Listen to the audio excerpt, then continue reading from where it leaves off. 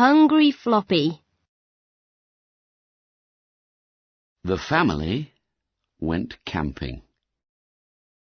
They put up a tent. It took a long time to put up the tent. Floppy was hungry. Floppy was so hungry, he ran off to look for food. A man was cooking. That smells good, thought Floppy, and I'm so hungry. Go away, called the man. You can't have our dinner. Floppy ran off. Floppy saw a dog's bowl. This smells good, he thought, and I'm so hungry. A big dog barked at Floppy. Go away, growled the dog. You can't have my dinner.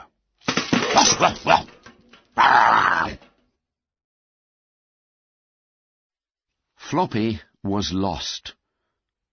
He saw lots of tents, but they all looked the same to him. Floppy could smell something. He sniffed and sniffed. Something smelled good. Floppy went inside the tent. He saw 3 plates. There was a slice of cake on each one. By now, Floppy was very hungry, so he ate the big slice.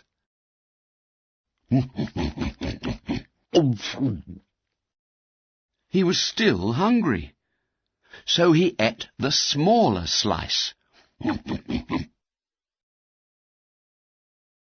But Floppy was still hungry, so he ate the very small slice too. Oh, I need a rest now, he thought.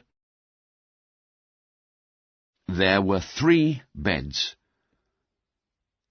Floppy went on the blue bed, but it was too hard. Then Floppy went on the green bed, but it was too soft. In the end, he lay on the red bed. It was not too hard or too soft. It was just right.